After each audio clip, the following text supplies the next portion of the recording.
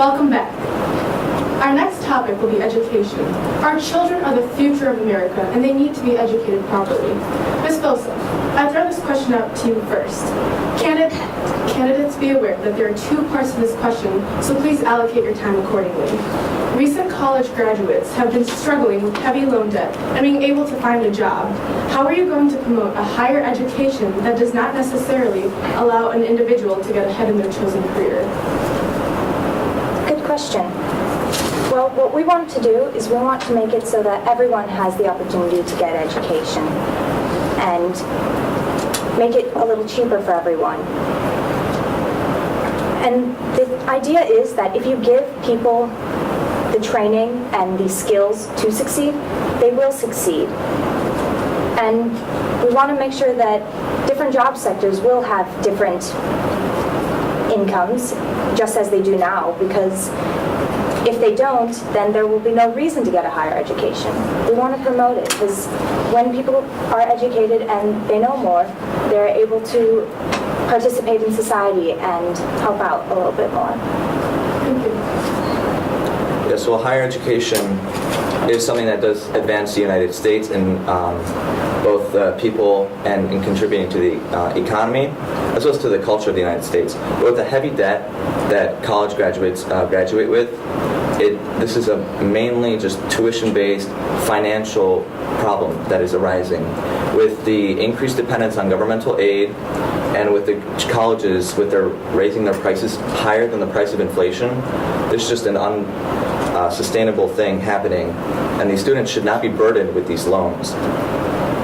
So by reducing people's dependence on the federal government, colleges will have to compete to try and give better financial packages to students that they're interested in, because they know that that student doesn't have the base of either a Pell Grant or a governmental loan or assistance of some kind. That way, that competition will decrease prices. And this was seen in the 90s when FAFSA was reduced and the educational budget was also reduced in terms of college loans from the government. Well, I believe we should invest in the future of America, right? I saw a recent survey that said, that asked college students, like, what did college not prepare you to get a job? It said that colleges should have more networking opportunities and a focus on getting a job along with more academics. So I believe during college we should increase more college internships so they get used to the workforce and have an increased chance of getting a job. Also, with the increased heavy debt, I believe we should do loan forgiveness programs, which basically help graduates pay a portion of their loans if they agree to work in high-need areas for a set number of years, such as a library or any public spaces that we need jobs. Yeah, Mike, I believe that the government should not be involved in securing jobs for society.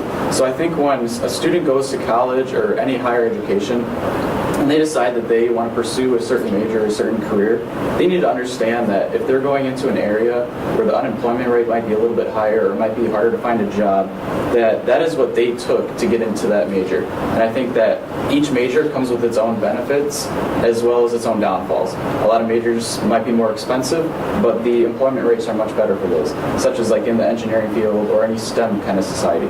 Whereas careers in the art and music career are much harder to get, and even though people are allowed to pursue those careers, they shouldn't be coming to the government for assistance when they find out that they can't get something. And I think that when people go to a higher education, they should have a plan in place that allows them to do this. And I completely agree with Kirtan.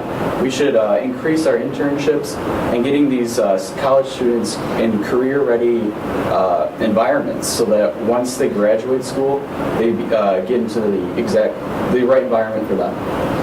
Thank you, candidates. Rebuttals?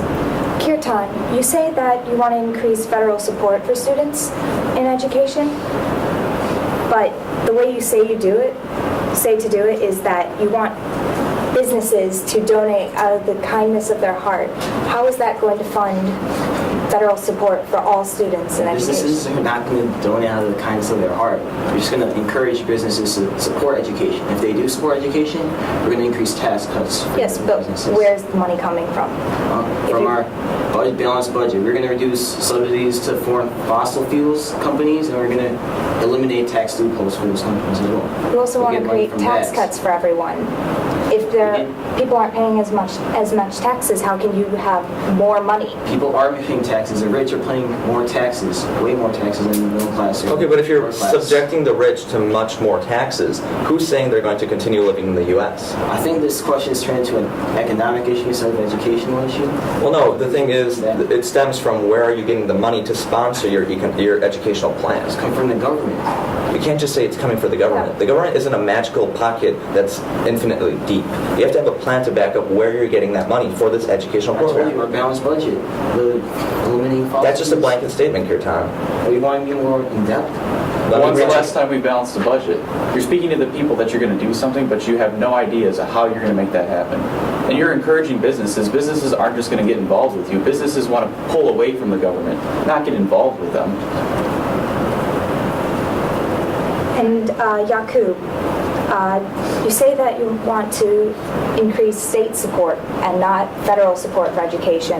That's for public education, Yes, but mainly now geared that towards middle, elementary, and high states don't schools. states have a lot of debt, so education isn't their number one priority. How are you going to increase their support of education if they are in so much debt?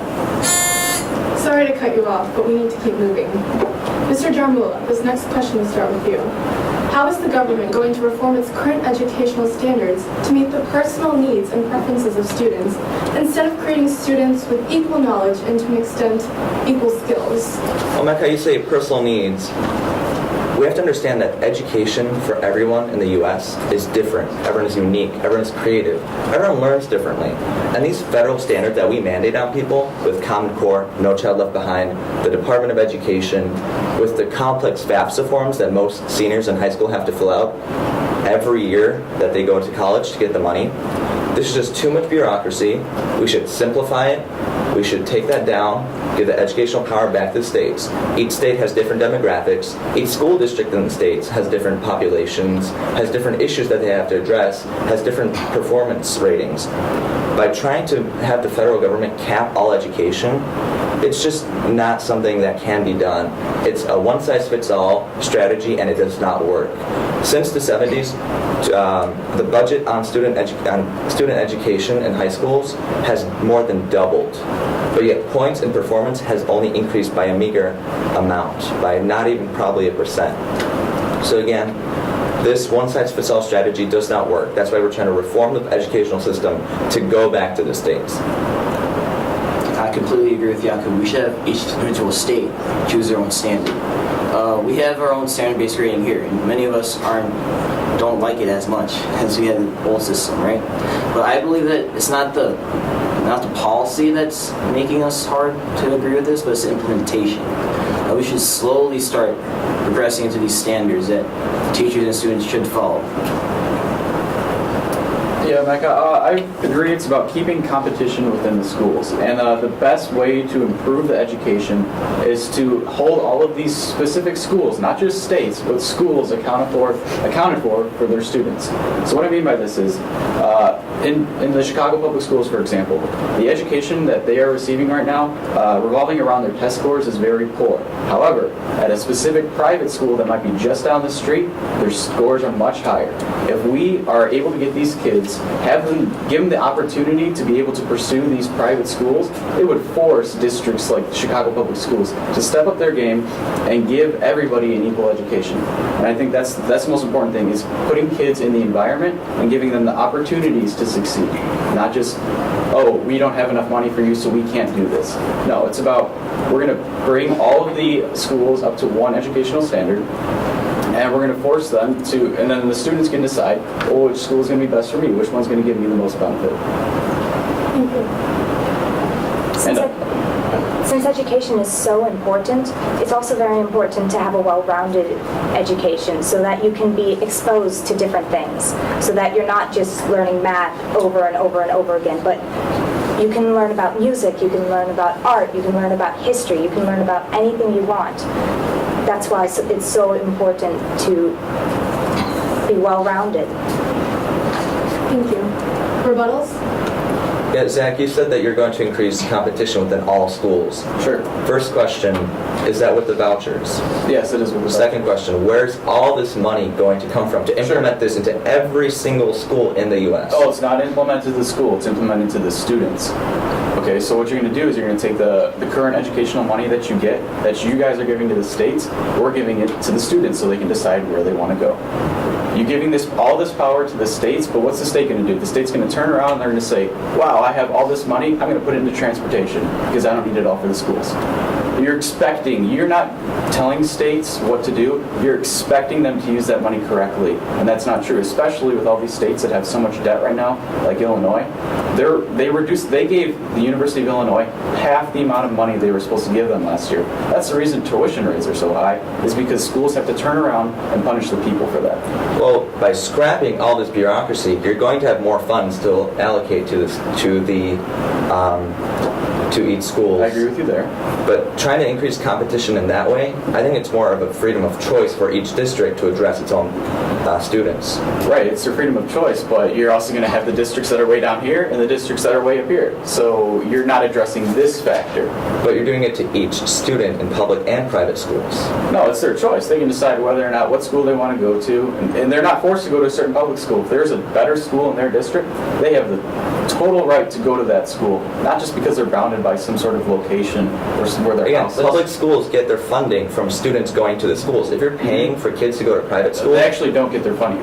Students pay $200 for school and secondary education. But So also, if students have choice between any of the schools, one school have more students than the other, when Right. they want to be overfilled. yeah, no, students would have to apply. If there's a certain school that's very competitive, the student would have to apply to get into that school. Yeah, but what if obviously. he's not accepted? Then he has to be. If he's not accepted. Thank you, candidates. This debate is really heating up. We will be right back after this short commercial break. Join us next week for our town hall debate. Certain districts will have the opportunity to come out and participate, and the other districts will view it October 17th. Make sure you're there.